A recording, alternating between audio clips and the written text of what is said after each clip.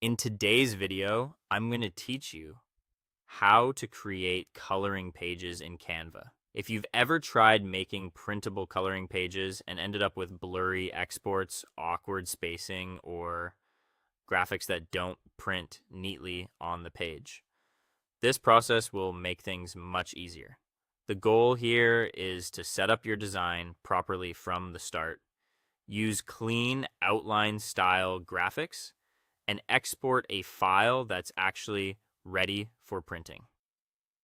To begin, open Canva from the homepage and create a new design using custom dimensions.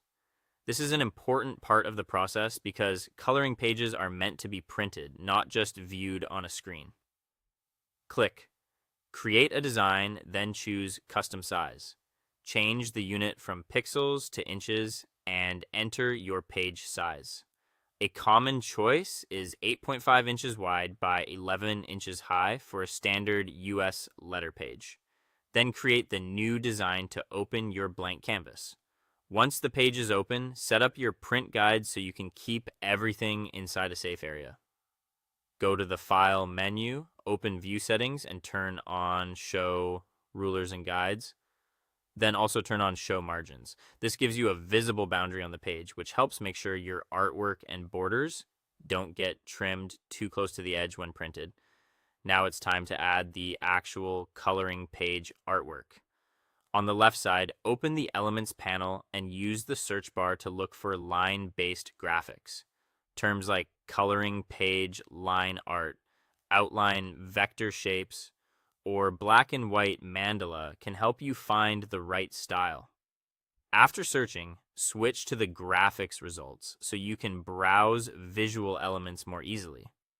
Choose a clean design, drag it onto the page, and resize it using the corner handles. Try to keep it comfortably inside the margin area so the page still feels balanced and print friendly. Next, create a border frame to make the page look more polished.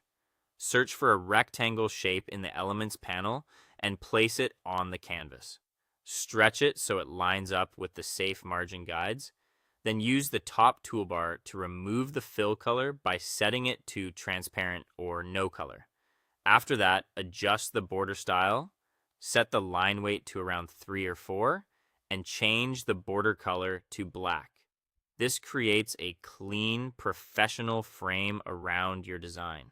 To build a full collection, switch to Grid View near the bottom of the workspace.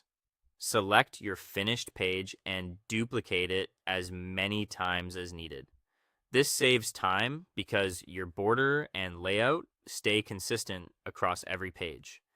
Then go into each duplicated page and replace the artwork with different outline